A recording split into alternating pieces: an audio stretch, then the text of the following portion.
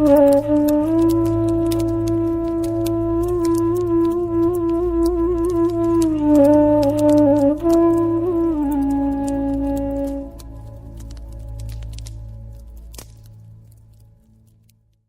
sabrás cómo vivir en paz y armonía disfrutando del absurdo sentido de la vida.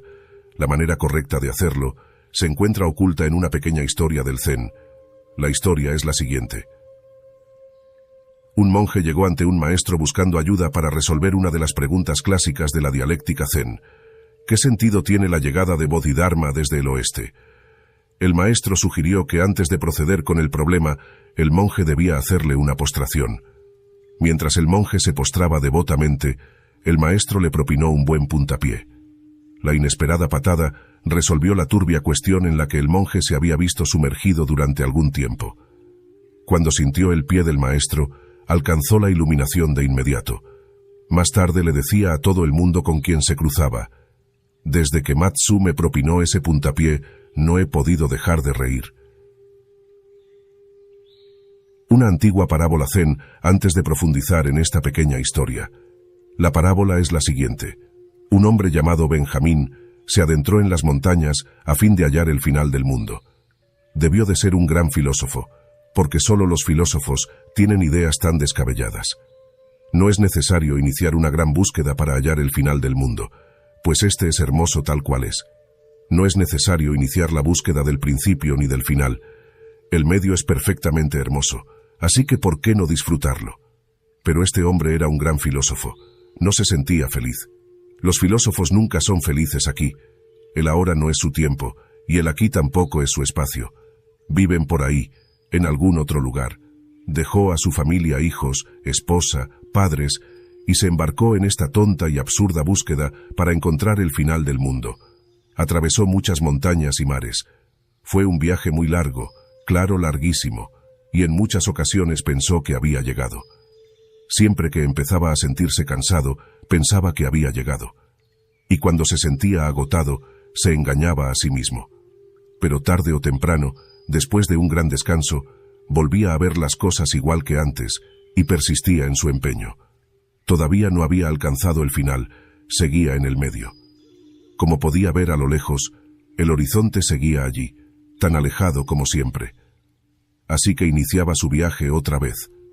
Una y otra vez descubría que siempre que creía haber llegado, en realidad se autoengañaba. Una vez conoció el engaño, el autoengaño. El periplo se hizo más arduo, porque a veces, cuando sentía que había llegado, en el fondo sabía que también en esa ocasión se trataba de un engaño, y por ello debía continuar. De camino pasó por muchos templos y vio a muchos maestros, a gente que había llegado, y a gente que creía haber llegado. Y todos decían y afirmaban que ese era el final del mundo, y le preguntaban que a dónde iba él. Y los creía, y se quedaba con ellos un tiempo, pero tarde o temprano se acababa desilusionando. Esos maestros no habían llegado al mismo final. Y esos templos no eran más que símbolos del cansancio de los hombres, de las limitaciones humanas, de las limitaciones de la mente, la razón y los sentimientos. Pero el final no estaba ahí, y por ello reiniciaba una y otra vez su peregrinaje. Y se cuenta que al cabo de muchísimas vidas, al cabo de millones y millones de vidas, llegó finalmente a un lugar que parecía ser el final. Y en esta ocasión no se autoengañaba. Además, no había templo ni maestro a la vista, se hallaba totalmente solo. Y de repente el horizonte había desaparecido. No había objetivo ulterior. No había ningún otro lugar al que ir, ni siquiera aunque hubiera deseado continuar. Había hallado vaciedad infinita. Y claro está, allí estaba el cartel que rezaba: «Este es el fin del mundo». Alguien que había estado allí antes lo había puesto por compasión hacia aquellos que pudieran llegar. El hombre se hallaba en el mismísimo borde del mundo, en un gran acantilado más allá del cual no había sino caos, nada excepto inexistencia, una tremenda vacuidad, nada de nada. Y claro, se asustó mucho. No había pensado en ese caos, en que si llegas al final o al principio tanto da, llegarás al caos. No había pensado en ello. Era algo totalmente inesperado. No había Dios, no había Buda, ni Nirvana, ni paraíso. Solo caos, Un caos absoluto, vaciedad. Imagínatelo, allí de pie, en el último acantilado, agitado y tembloroso como una hoja a merced de un fuerte viento. No podía dar un paso más. Estaba tan asustado que regresó al mundo, ni siquiera miró al otro lado del cartel. Al otro lado del cartel había otro mensaje. A este lado aparecía: este es el final del mundo, y al otro lado decía: este es el principio del otro. Pero se asustó tanto que se le pasó por alto que tal vez al otro lado del cartel había otro mensaje. Escapó, de inmediato. Ni siquiera volvió a mirar atrás. Regresó al mundo, y se perdió a sí mismo en asuntos mundanos, de manera que no pudiera recordar más, para que ese peligroso acantilado no se le apareciese en sueños. Ahora bien, puede que tú seas esa persona. Así es como los veo a todos. Han vivido eras aquí, desde la eternidad. Es imposible que en alguna ocasión no te hayas topado con esa vacuidad. Es imposible que no hayas llegado al fin del mundo en algunos momentos. Pero te has escapado. Daba tanto miedo, un paso más y te habrías iluminado, con tan solo un paso más que hubieras dado. La enseñanza Zen no trata más que de cómo dar ese paso, cómo saltar a la nada. Y esa nada es el nirvana, esa nada es lo que es Dios. Ese caos no es solo caos, pues ese es solo este lado del cartel, pero al otro lado ese caos es una inmensa creatividad. Las estrellas han nacido únicamente de ese caos. Es en ese caos precisamente donde ha tenido lugar esa creación. El caos es un aspecto de la misma energía. El caos es creatividad potencial. La nada es el otro lado de la totalidad. El Zen es solo un paso, el periplo de un único paso. Puedes llamarlo el último paso o el primero, no importa. Es el primero y el último, alfa y omega. Toda la enseñanza Zen consiste en una única cosa: cómo saltar a la nada, cómo llegar al final de tu mente, que es el final del mundo. Cómo permanecer de pie en ese acantilado frente al abismo y no asustarse. Cómo reunir coraje y dar el último salto. Es la muerte, es suicidarse. Pero el crecimiento espiritual solo puede surgir del suicidio y solo hay resurrección siendo crucificado. Si se comprende bien, entonces el símbolo cristiano de la cruz tiene un enorme significado. Jesús está en la cruz, y ese es el acantilado. En el último instante él también se asusta, como el hombre de nuestra historia. En el último momento mira hacia el cielo y dice: ¿por qué todo esto? ¿Por qué me han abandonado? Un temblor humano, una gran angustia frente a la muerte, frente a la aniquilación, pero reúne valor. Comprende qué es lo que va a hacer. Intentaba escapar al mundo, trataba de escaparse de nuevo a la mente. Su mente empezó a funcionar. ¿Por qué todo esto? Es una queja contra Dios. ¿Por qué me has abandonado? Parece que hay algo que no encaja en las expectativas de Jesús. Y lo comprendió. Era un hombre de una tremenda inteligencia. Lo observó. Debió reírse ante su estupidez. ¿Qué es lo que le decía a Dios? Y la transformación llegó en un instante. Se relajó y dijo: que venga tu reino, que así sea. Se relajó. Ese es el paso. Murió y renació. Una nueva conciencia, un nuevo ser. Cuando mueres en la mente, naces en la conciencia. Cuando mueres en el cuerpo, naces en el cuerpo universal. Cuando mueres como ego, naces como un Dios, como Dios. Cuando mueres en tu pequeño territorio, te esparces por toda la existencia. Te conviertes en existencia. Ahora bien, este paso debe comprenderse bien, y por ello me gustaría repetirlo. El fin de la mente es el fin del mundo, porque el Zen dice que la mente es el mundo. Por lo general, cultivamos y reforzamos la mente, la hacemos cada vez más capaz, hábil, eficaz. Eso es lo que hacemos en escuelas, colegios y universidades. Eso es lo que significa educación, aprender. El Zen es un tipo de desaprendizaje. Enseña cómo desechar lo que se ha aprendido, enseña a volver a recuperar la habilidad, a tornar a ser niños, a existir de nuevo sin mente, a cómo estar aquí sin ninguna mente. La mente provoca todo tipo de miserias. La primera, la mente nunca está en el presente, lo pasa por alto, y solo existe el presente. La mente siempre está en el pasado, siempre, siempre, o siempre en el futuro. La mente salta del pasado al futuro, y del futuro al pasado, pero nunca permanece en el presente.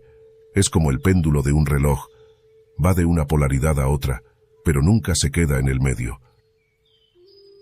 El Zen dice que uno ha de salir de esta trampa de pasado y futuro, porque la puerta se abre en el presente, la puerta se abre en este momento, o ahora o nunca.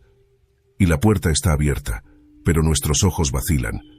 Miramos hacia el pasado o el futuro, y el presente queda empequeñecido entre ambos, y lo pasamos por alto. El Zen dice que a menos que deseches la mente nunca te podrás sintonizar con la existencia, ni podrás palpitar con el latido del universo. Si no desechas la mente, seguirás viviendo en un mundo particular que tú mismo has creado. No vives en el mundo real y continúas siendo un idiota. Ese es el significado de la palabra idiota. Idiota significa vivir en el mundo particular. El idiota vive en un mundo particular y cuenta con un idioma también particular.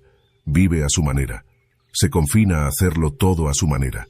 Nunca sigue lo universal, lo existencia. No hace más que proyectar sus propias ideas. La mente es idiota, por muy inteligente que sea, recuérdalo.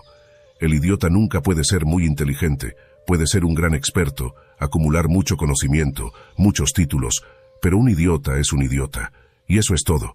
La idiotez solo puede convertirse en algo cada vez más peligroso. La inteligencia nunca surge de la mente. La inteligencia solo surge cuando se ha descartado la mente. La inteligencia se manifiesta cuando se ha puesto de lado la mente. La mente bloquea la fuente de la inteligencia, como si fuese una piedra. La mente siempre es mediocre, estúpida, poco inteligente. Permanecer en la mente es poco inteligente. Lo inteligente es estar más allá de la mente. La inteligencia no es una de las cualidades de la mente. La meditación es la búsqueda de esa inteligencia, de cómo dejar de aprender, de cómo desechar el conocimiento, de cómo abandonar todo el pasado acumulado. Una vez se acumula, se hace cada vez más difícil deshacerse de él, y cada día es más grande. El peso no hace más que crecer. La carga que se lleva a la espalda aumenta a cada momento. No es la edad lo que acaba matándote, sino el peso. Un hombre que vive en la no mente vive sin muerte, porque muere a cada instante. Nunca acumula, nunca mira hacia atrás, nunca mira hacia adelante. Simplemente está aquí. Está aquí con ese canto del cuclillo. Simplemente está aquí.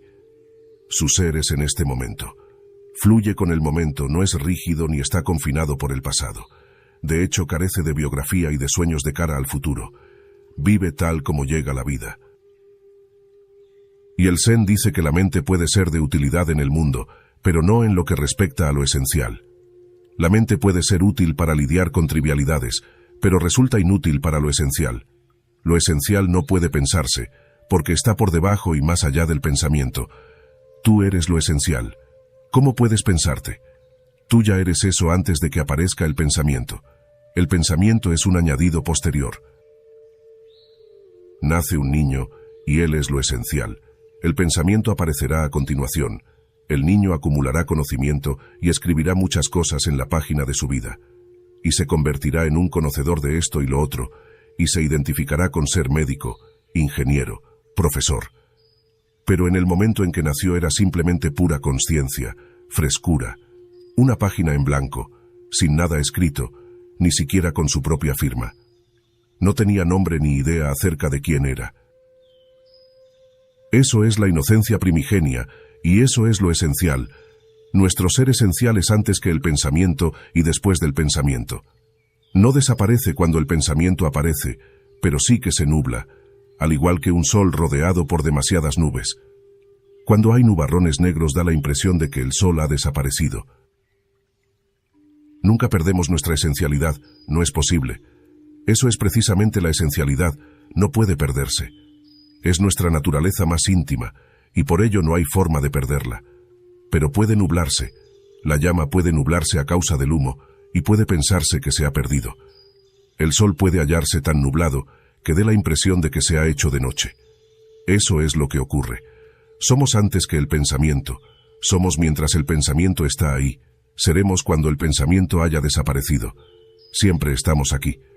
Pero cuando surge el pensamiento es muy difícil saber quiénes somos ¿Y qué es exactamente esta consciencia?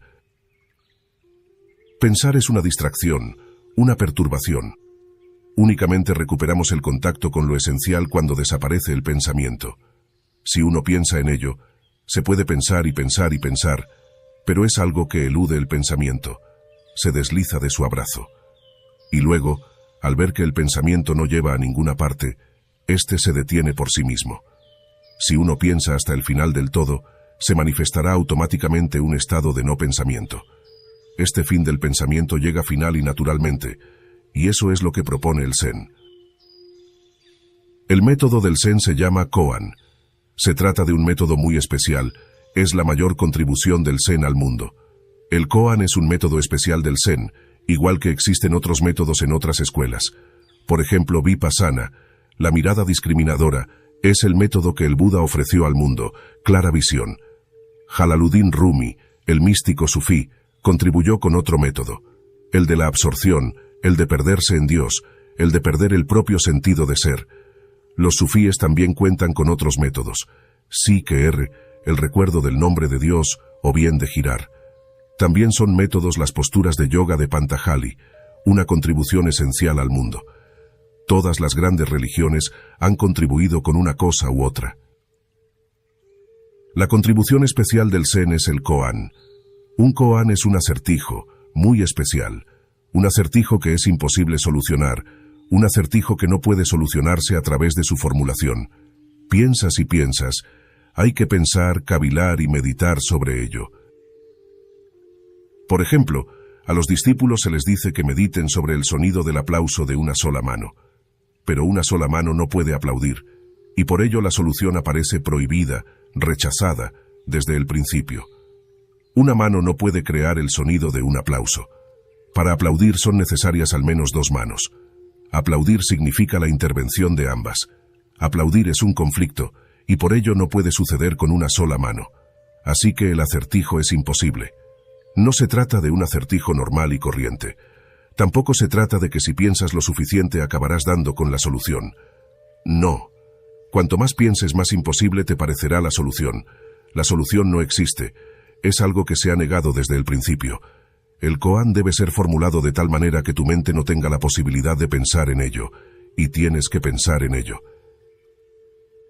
Y el discípulo se sienta en meditación y continúa pensando, y piensa, y no deja de pensar. Pasan los meses y empieza a enloquecer. El sonido del aplauso de una sola mano, y se presente al maestro con muchas soluciones, y el maestro le dará de palos. También eso es algo particular del Zen.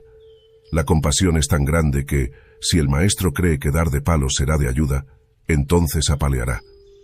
Si cree que dar un puntapié ayudará, entonces dará puntapiés.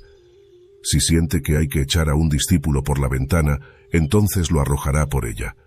Hará todo aquello que crea que es necesario. Y no lo hará de manera premeditada, sino que mirará al discípulo y será aquello que suceda en ese momento en su consciencia. Su comportamiento será totalmente inesperado. Un maestro zen es impredecible. Si acudes a un swami hinduista, verás que siempre es predecible. Si le haces una pregunta, su respuesta será predecible. Recitará los Vedas, los Upanishads, casi como un loro. Sabrás su respuesta por adelantado. Pero no sucederá así con un maestro zen. Si acudes a un maestro zen, nunca sabrás qué puede suceder. Nadie lo sabe. Son tan inmediatos, incluso al cabo de miles de años, que no puede decirse nada acerca de cómo reaccionará un maestro zen frente a tu pregunta, de cuál será su respuesta. El discípulo llega con muchas soluciones que son regulares, porque la solución es imposible. Así que incluso sin necesidad de escuchar la respuesta, la que trae el discípulo, el maestro sentirá la necesidad de golpearle. Sucedió una vez. Llegó un discípulo. Había estado presentando una u otra solución al koan desde hacía 3 meses. En esta ocasión, llegó con la idea de que golpearía la pared con la mano. Ahora bien, esa no es una solución. Has vuelto a aparecer con 2. Sí, desde luego no hay 2 manos implícitas, pero esa no es la cuestión.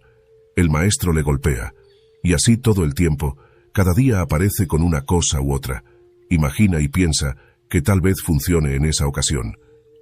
Ya han pasado 3 meses, así que llega, y antes de que haya tenido tiempo de abrir la boca, el maestro le da un bofetón. Y el discípulo dice: «Un momento, ni siquiera he abierto la boca». Y el maestro responde: «Entonces sería demasiado tarde.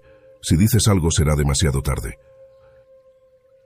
Y ese día le sucede algo al discípulo. No ha dicho nada. Cada día ha ido diciendo algo, y claro, le ha caído un palo. Así que no tenía sentido. Y por ello acabó por pensar que todo lo que dijese estaba equivocado, y que por eso era golpeado por el maestro. Pero ahora había desaparecido incluso ese razonamiento. No había dicho nada, y el maestro le golpea. Ahora se trata de algo con lo que la mente ya no puede. Cuando la mente no puede con algo, abandona. Cuando la mente demuestra su impotencia ante algo, abandona. Un koan es un acertijo que no puede resolverse, pero en el que hay que pensar.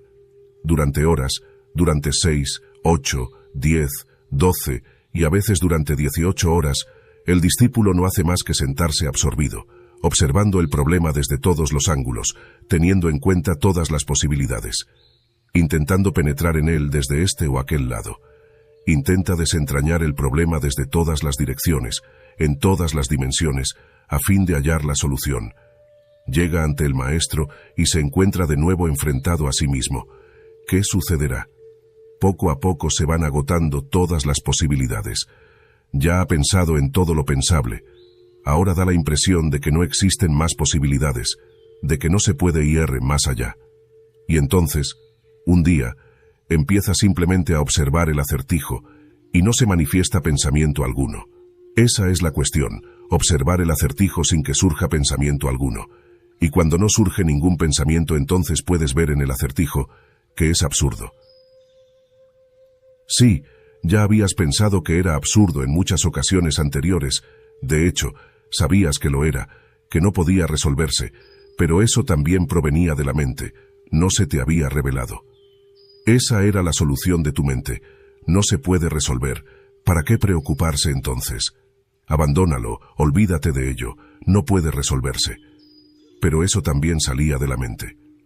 Un día, cuando la mente dejó de tener qué decir, cuando dejó de funcionar de puro agotamiento, cuando perdió toda su pericia, toda su eficacia, cuando toda su inteligencia ha demostrado no servir de nada, desaparece. Y en esa rendija aparece la revelación. En esa rendija puedes ver, y ves por primera vez. En esa rendija el pensar no está, pero tiene lugar el conocer, y esa es la cuestión de la transformación.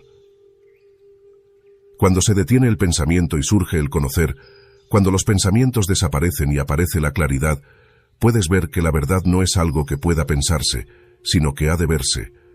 Por eso, a quienes alcanzan la verdad se les llama a veces visionarios, y no pensadores. La han visto, han entrado en ella, no han pensado en ella, no son grandes filósofos ni lógicos. Son personas sin mente, son personas más allá de la mente. Miran directamente, sin ningún pensamiento entre ellos y la realidad. Lo que se revela tal cual es, en su talidad. La mente ya no está ahí, funcionando a través del pensamiento. No hay más oleadas, en un espejo, y solo refleja lo que es. Si se tiene algo más en lo que pensar, entonces no es el auténtico fin.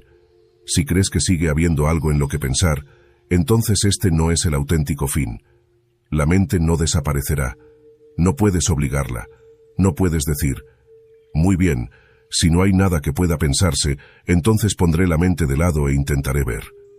No podrás hacerlo, porque la mente está ahí. Todo eso lo está haciendo la propia mente, y todo lo que se haga a través de la mente no hace sino reforzar la propia mente. Si todavía tienes algo en lo que pensar, si sientes que la mente todavía puede proporcionarte alguna respuesta, si todavía mantienes la mínima confianza en la mente, entonces no has llegado al verdadero final. Cuando se alcanza el final de verdad, el pensar se detiene y comienza el ver. Y en este ver radica la revolución, el cambio radical, la mutación, la metanoia. Es como cuando utilizas un taladro, pregúntale a un carpintero. La gente zen dice que es como utilizar un taladro. Mientras puedas taladrar, es que no has llegado al final. Cuando no hay más resistencia, entonces no puedes seguir perforando, pero así es como funciona interiormente. De repente desaparece toda resistencia. no queda nada más que taladrar. El pensamiento se torna impotente. Cuando no puedes taladrar más, es que has llegado al final. Cuando no puedes pensar más, has llegado al final. Entonces no hay palabra, pensamiento o imagen, nada, solo la nada. Has llegado al final de la mente, o llámalo el fin del mundo. Has llegado hasta donde hay un cartel que pone, este es el fin del mundo, pero no salgas corriendo. También está el otro lado. Y el otro lado es el auténtico. El mundo que finaliza no es la realidad, pero sí que es el comienzo de Dios. El mundo que acaba es la enfermedad desapareciendo, y al otro lado aparece la salud. Estarás sano por primera vez, y completo, y santo. Así que no escapes. Aterrador, resulta aterrador cuando no puedes taladrar más con la mente. Como te has identificado tanto con ella, hasta el punto de creer que eres la mente, al creer que ésta no funcionará más te sientes perdido. ¿Me estoy volviendo loco? Sí, es casi como una locura. Y digo, como una locura, pero no es igual que la locura, no es exactamente como la locura. En la locura, la mente continúa. De hecho, en la locura, la mente funciona más, continuamente, durante 24 horas. Empieza a funcionar de manera irracional, se torna extraña, carece de lógica, deja de ser racional y razonable, se desparrama en todas las direcciones, se torna contradictoria, pierde todo contacto con la realidad, pero la mente continúa. Fíjate bien, un loco está más en la mente que tú. Si estuvieses demasiado en la mente acabarías volviéndote loco. Los locos están por delante de ti en la cola. Han utilizado más que tú su mente. La han utilizado hasta el extremo. Por eso se han desquiciado. Son muy mentales. Cuando tiene lugar el satori, o cuando se detiene el perforar y la mente deja de funcionar, puede que durante un instante sientas que te has vuelto loco. Pero de hecho esa posibilidad no existe porque solo la mente puede enloquecer. Pero ahora ya no hay mente, y por lo tanto no puedes enloquecer. Puede que te asalte esa idea durante un momento, porque habrás vivido tanto con la mente que te asustes cuando se detenga de repente. Te hallarás en una vaciedad, y ese vacío es muy espeluznante. Es como la muerte. Estás desapareciendo, perdiendo identidad. Resulta paralizante, durante un instante. Y ese es el punto en que necesitas un maestro para que te empuje. Si considera que darte un puntapié será beneficioso, entonces te lo dará. Si le parece que darte una paliza te irá bien, entonces te la dará. Si cree que lo necesario es besarte, entonces te besará. Nadie sabe lo que hará. Ni siquiera un maestro sabe qué resulta necesario en cada momento. Lo decide en el momento, y tras un pequeño gesto, te empuja, y entonces habrás dado el primer y último paso. Una vez hayas dado el salto y visto el otro lado del fenómeno, y hayas leído el cartel del otro lado, verás que ahí empieza Dios. Entonces estarás tranquilo. Entonces no habrán más problemas. Todos los problemas habrán desaparecido. De hecho, el origen de todos los problemas, la propia mente, también habrá desaparecido. Entonces, se empieza a vivir una vida no problemática. Se empieza a vivir por primera vez. Pero si te encuentras con Dios, o con el Buda, o con Cristo, o con cualquier otra cosa, entonces ese no será el auténtico final. Recuérdalo. Si llegas a ese punto, y de repente ves a Cristo delante de ti, derramando su compasión y su amor sobre ti, entonces es que no es el auténtico final. Tu mente está poniendo en práctica su último truco. O si te encuentras a Krishna con su flauta, entonando una bella canción, ese es el último esfuerzo de la mente para tratar de seducirte. O si te encuentras a Dios en el trono celestial rodeado de una corte de ángeles, es que te habrás perdido, que todavía no has llegado al auténtico final. Vuelve a ser una proyección. Se trata de algo que hay que comprender muy bien, porque el Zen insiste mucho en ello. Si tienes algo que ver, si sigue habiendo algún objeto, entonces es que no es el fin de verdad, y por lo tanto todavía queda algo que perforar. Por eso, el gran maestro Zhen Huineng dijo, si te encuentras al Buda, mátale enseguida. Si en el camino te encuentras con el primer patriarca Bodhidharma, mátale enseguida. Sin piedad, Continúa taladrando, perfora incluso al Buda. A menos que llegues a la nada, deberás seguir taladrando y perforando. Eso es algo que en la India resulta bastante difícil, porque este país ya ha llegado a ese punto en muchas ocasiones, y siempre se ha quedado atascado ahí. Solo el Buda ha dado el último paso, porque la gente solo ha ido hasta el penúltimo. Ahí es donde está Dios, y es tan hermoso, es hermoso. Contemplar a Dios es tal bendición, o bien ver cómo despierta la Kundalini, una experiencia maravillosa, tremenda. No habrás conocido nada igual. O bien hay luz en tu interior, una luz infinita, miles de soles surgiendo a la vez, tanta luz, una luz tan deslumbrante, es increíble. O bien ves el loto de 1000 pétalos desplegándose en tu cabeza, una maravillosa fragancia hasta entonces desconocida que se derrama sobre ti. Todo ello te transporta a otro mundo. Pero el Zen dice que sigas taladrando. Sí, la Kundalini ha despertado, pero ese no es el final. Has visto la luz, pero ese no es el final. El loto se ha abierto, pero ese no es el final. Sigue perforando. Llega hasta la nada. La propia experiencia es la barrera, porque experimentar es un juego de la mente, y la mente es tan inteligente que si buscas a Dios te suministrará a Dios. La demanda crea la oferta. Si buscas a Krishna con demasiado ahínco, la mente te suministrará a Krishna. No cedas, porque no habrás llegado al final, sino que volverás a perderte en Krishna. Y tarde o temprano, incluso Krishna acabará desapareciendo. Una vez la mente se ha detenido, tu Krishna desaparecerá. Podría pasar lo siguiente: ves a Krishna con su flauta y ves unas hermosas muchachas danzando a su alrededor, las gopis. Tarde o temprano olvidarás a Krishna y te enamorarás de una gopi. Y el mundo volverá a comenzar. Regresarás a casa. La mente es muy astuta, y cuando es cuestión de vida o muerte para ella, y es cuestión de vida o muerte cuando estás en meditación, la mente intentará todo lo posible para autoprotegerse. Es cuestión de supervivencia, así que no la escuches.